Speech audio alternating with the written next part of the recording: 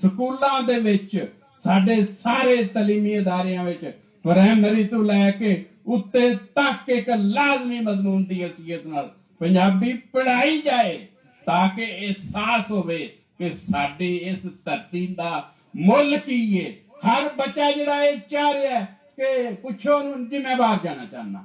ਯਾਨੀ ਇਹ ਧਰਤੀ ਜਿੰਨੇ ਪਾਲੇ ਹੈ ਦੁਨੀਆ ਨੂੰ,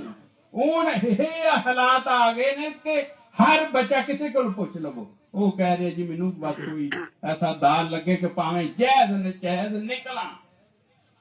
ਸਾਨੂੰ ਪਾਲਣਾ ਚਾਹੀਦਾ ਸੀ ਔਰ ਇਹ ਜ਼ਿਹਨ ਵਿੱਚ ਅਸਾਂ ਰੱਖਣਾ ਹੈ ਕਿ ਇੱਥੇ ਜਦੀਦ ਤਰੀਨ ਅਸੀਂ ਖੇਤੀਬਾੜੀ ਵੀ ਚਾਹੁੰਦੇ ਹਾਂ। ਇਹ ਨਹੀਂ ਕਿ ਵਿਚਾਰੇ ਲਵਾਰਸ ਹੋਏ ਪਏ ਨੇ ਸਾਡੇ ਬਾਈਮਾਨ, ਜਿਹੋ ਜਿਹਾ ਵੀ ਉਹਨਾਂ ਦਾ ਤਰੀਕਾਕਾਰ ਹੈ। ਔਰ ਫਿਰ ਜਿਹੜੀ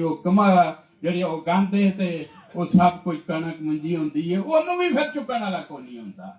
ਇਹ ਸਾਰੇ ਮਸਾਇਲ ਤਾਂ ਹੀ ਹੱਲ ਹੋਣਗੇ ਕਿ ਜਦੋਂ ਆਪ ਪੰਜਾਬ ਲੋਕ ਰਾਜ ਵਿੱਚ, ਜਿਵੇਂ ਅੱਜ ਦਾ ਪ੍ਰੋਗਰਾਮ ਦਾ ਨਾਮ ਹੀ ਲੋਕ ਸੇਵਾ ਰੱਖਿਆ ਔਰ ਮੈਂ ਲੋਕ ਸੇਵਾ ਇਕੱਠ ਮੈਂ ਆਪਣੇ ਵੱਲੋਂ ਵੀ ਐਲਾਨ ਕਰਨਾ ਕਿ ਸਾਡੀ ਪੰਜਾਬ ਲੋਕ ਰਾਜ ਪਾਰਟੀ ਆਪਣਾ ਲੋਕ ਸੇਵਾ ਦਾ ਇੱਕ ਆਪਣੇ ਵੱਲੋਂ ਵੀ ਇਨਸ਼ਾਅੱਲਾ ਪ੍ਰੋਗਰਾਮ ਇਸ ਪਾਰਟੀ ਵੱਲੋਂ ਵੀ ਕਰਾਂਗੇ। ਸਾਡੇ ਕਿਉਂਕਿ ਬੁਨਿਆਦੀ ਜਿਹੜੇ ਨੇ ਉਹ ਡਾਕਟਰ ਵੀ ਤੇ ਇੰਜੀਨੀਅਰ ਵੀ ਨੇ ਤੇ ਇਸੇ ਤਰ੍ਹਾਂ ਹੀ ਅਸੀਂ ਇਹਨਾਂ ਕੋਲੋਂ ਸਿੱਖਣਾ ਹੈ ਕਿ ਕਿਵੇਂ ਅਸੀਂ ਜਿਹੜਾ ਉਹ ਆਈ ਕੈਂਪ ਜਾਂ ਮੈਡੀਕਲ ਕੈਂਪ ਜਾਂ ਹੋਰ ਅਸੀਂ ਲੋਕਾਂ ਤੱਕ ਆਪਣੀ ਸੇਵਾ ਕਰਾ ਸਕਨੇ ਆ।